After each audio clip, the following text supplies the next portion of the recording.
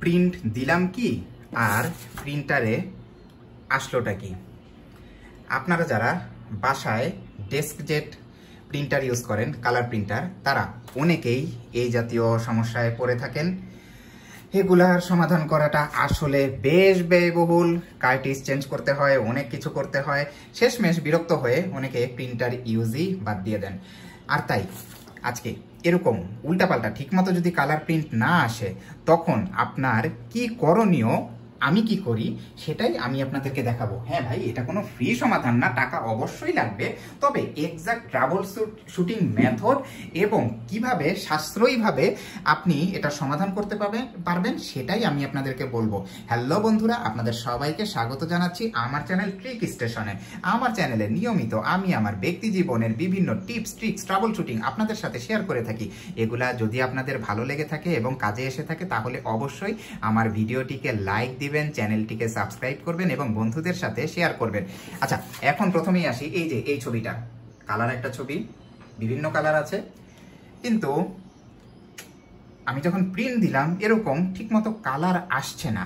এখন যারা এরকম প্রিন্টার ব্যবহার করেন বাসায় তারা ভালো করেই জানেন যে এটার ভেতরে সাধারণত দুইটা কার্ট্রিজ থাকে, একটা হচ্ছে কালো আরেকটা হচ্ছে কালারের জন্য। সাধারণত একই সময়ে দুইটা কার্ট্রিজের কালি শেষ হয়ে যাবে এটা কিন্তু আসলে হয় না, যে কোনো একটা কার্ট্রিজের সমস্যা দেখা দিয়েছে দেখেই এরকমটা হচ্ছে। এখন আপনাকে খুঁজে বের করতে হবে কোন কার্ট্রিজে সমস্যা। সাধারণত প্রিন্টারগুলা CMYকে এই ফরম্যাটে প্রিন্ট করে থাকে। CMYকে মানে হচ্ছে কালো কালি, সায়ান, ম্যাজেন্টা অ্যান্ড ইয়েলো, এই চারটা কালির সমন্বয়ে সে প্রিন্টার কাজ করে থাকে। এখন আমি টেস্ট করার জন্য যে কোন কালিটা শেষ হয়েছে, এই যে দেখুন একটা DOC ফাইল বানিয়ে রেখেছি যেখানে CMYK বা RGB, এটার সাথে হলুদ কালারের দুটো শেড, এগুলা আমি সেট করে রেখেছি। আমি এই কাগজটা প্রিন্ট দিব বেস্ট কোয়ালিটি দিয়ে। যদি এই সবগুলা কালি ঠিকঠাক মতো আসে তাহলে বুঝবো যে আমার প্রিন্টার এবং কার্ট্রিজ ঠিক আছে। আর যদি ঠিকঠাক মতো না আসে তখন কোন কালি ঠিক মতো আসছে না সেটা দেখে আমি বুঝতে পারবো যে কোন কার্ট্রিজের সমস্যা। আসুন তাহলে আগে আমি প্রিন্ট করা শুরু করি। এই টেস্ট প্রিন্টার আমি একটা সাদা কাগজ নিলাম,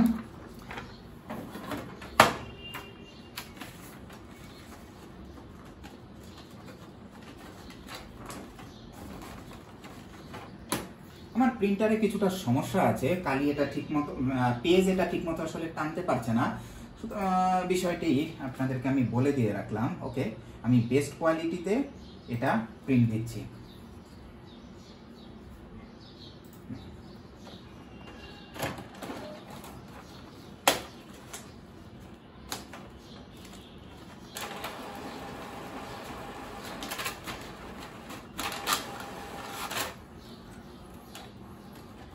হ্যাঁ, প্রিন্ট হচ্ছে, এখনই আসলে বুঝতে পারবো। ইয়েস, দেখুন কি প্রিন্ট হয়েছে। কালো কালিটা কিন্তু ঠিকঠাক মতো প্রিন্ট হয়ে, হ্যাঁ দেখুন কালো কালিটা কিন্তু ঠিকঠাক মতো প্রিন্ট হয়েছে, কিন্তু কালারগুলা ঠিকঠাক মতো প্রিন্ট হয়নি। তাহলে অবশ্যই আমার কালার কার্ট্রিজের সমস্যা আছে। এখন ভিডিওর এই অংশে এসে অনেকেই বলতে পারেন, ভাই প্রিন্টারের তো একটা অ্যাপ্লিকেশন আছে, সেটা দিয়েই তো দেখা যায় যে কোন কালির কি অবস্থা।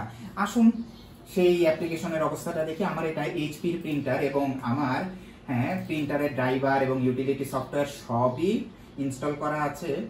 আমি এই সফটওয়্যারকে কখনোই বিশ্বাস করি না, কারণ দেখুন এখানে দেখাচ্ছে আমার সব ধরনের কালি ঠিকঠাক আছে, যথেষ্ট পরিমাণ আছে। সাধারণত কালি শেষ হয়ে গেলেও কিন্তু প্রিন্টারে প্রিন্ট হয়। সুতরাং এসব কারণে আমি আসলে এইটাকে বিশ্বাস করি না। আমি সবসময় আমার এই DOC ফাইলের এই সিঙ্গেল কালার প্রিন্টটাকেই ফলো করি। তার মানে এই কাগজটা দেখে আমি বুঝতে পারছি যে আমার কালার কার্ট্রিজের সমস্যা আছে। পরীক্ষাটি আমি আগেই করে রেখেছিলাম এবং আমি বাজার থেকে অরিজিনাল কালার কার্ট্রিজ কিনে নিয়ে এসেছি।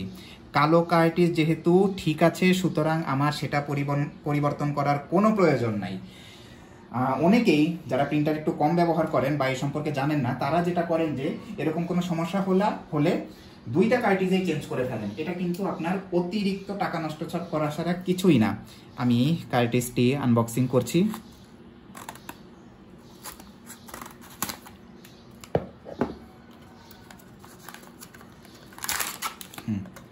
এই যে কার্ট্রিজ,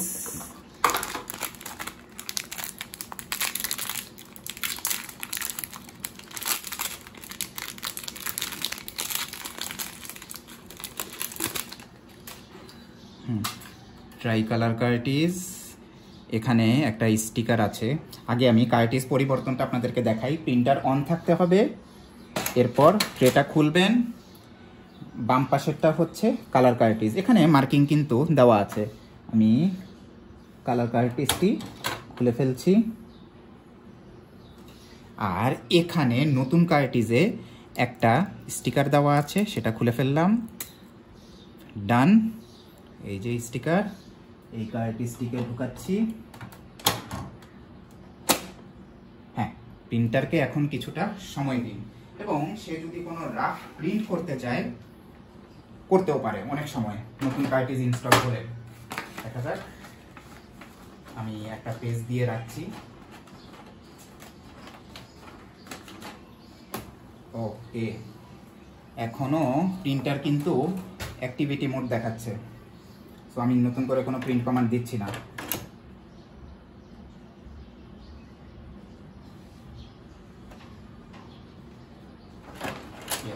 হ্যাঁ, কাগজ থাকছে। এটা কিন্তু অটোমেটিক্যালি হচ্ছে, আমি কিন্তু কিছুই করিনি। সাধারণত নতুন কার্ট্রিজ প্রবেশ করানোর পর প্রিন্টার এই জিনিসটা করে যে টেস্ট প্রিন্ট করে। এটা হচ্ছে কার্ট্রিজ ঠিক আছে কিনা এবং অ্যালাইনমেন্ট চেক করার জন্য।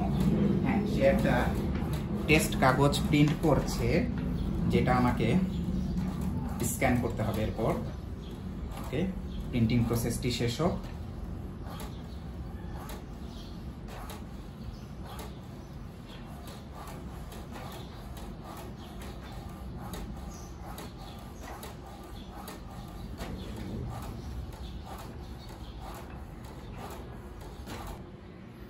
হ্যাঁ, প্রিন্টিং শেষ হয়েছে। এখন যেটা করতে হবে যে প্রিন্টার আমাকে যেটা বলছে যে এটা স্ক্যানারে রাখতে এবং এটাকে স্ক্যান করতে।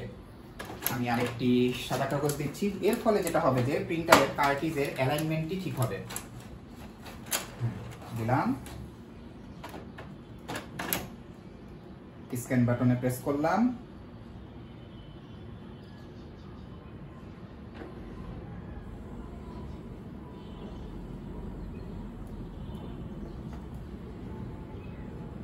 আগেরটা কমান্ড নেয়নি, নতুন করে প্রেস করার পর কমান্ড হলো। হ্যাঁ, এখন হচ্ছে স্ক্যান হচ্ছে, স্ক্যান হয়ে ওই জিনিসটাই প্রিন্ট হচ্ছে।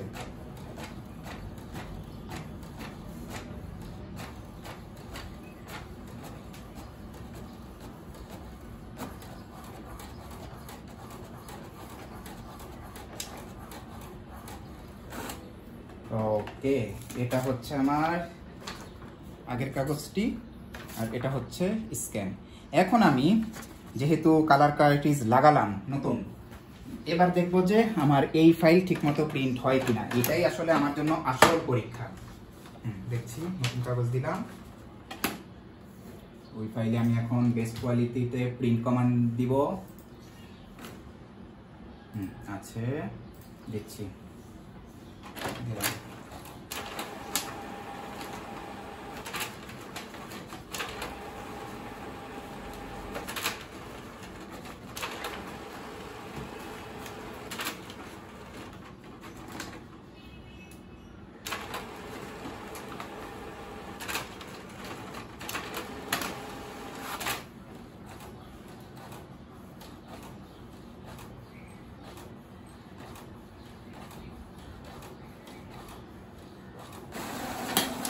Yes, successful.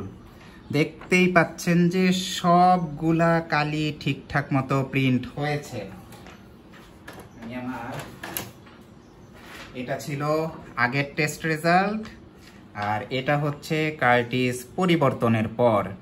তার মানে হ্যাঁ, আমার প্রিন্টার কালার কার্টিজটাতেই সমস্যা ছিল, কালো কালিটা সম্পূর্ণই ঠিক ছিল।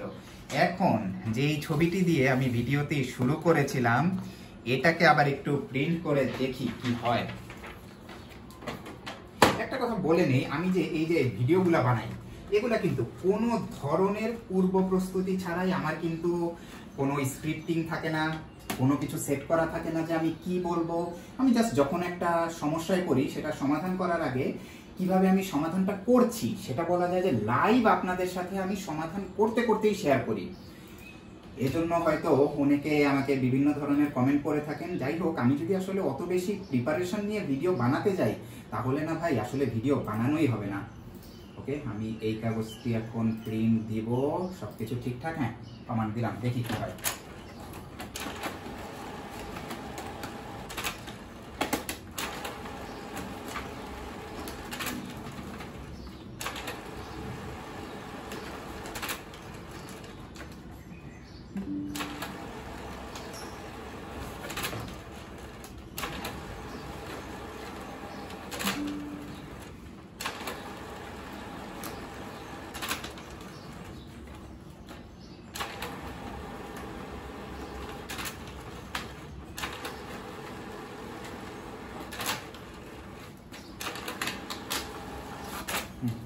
আমার প্রিন্টারটিকে সার্ভিসিং করাতে হবে। আমি দেখি, এখন তো ঈদের বন্ধ চলছে, কাল পরশুই আসলে আমি মাল্টিপ্ল্যানের দিকে হয়তো চলে যাব। আচ্ছা, দেখি ভাই কি প্রিন্ট হয়। টাকা দিয়ে যে কার্টিজটা কিনলাম কতটুকু ঠিক আছে দেখি। মনে হচ্ছে যে ঠিক আছে। আচ্ছা, পুরাতনটা আমি এই পাশে রাখলাম।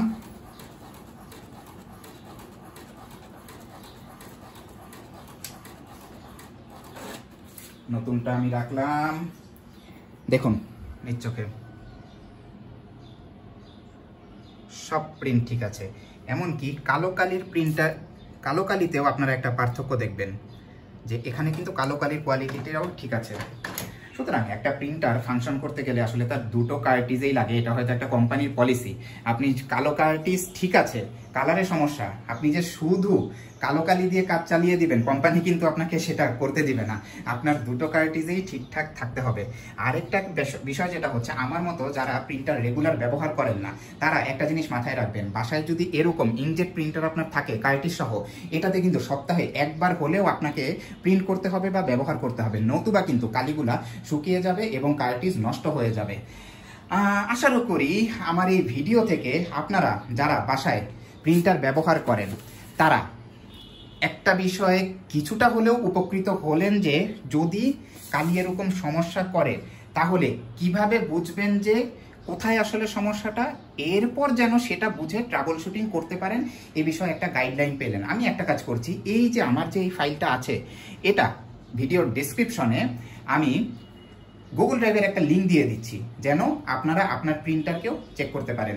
ভিডিওটি ভালো লেগে থাকলে অবশ্যই লাইক দিবেন এবং বন্ধুদের সাথে শেয়ার করবেন। আর আমার চ্যানেলটিকে সাবস্ক্রাইব করতে ভুলবেন না কিন্তু। সবাইকে ধন্যবাদ।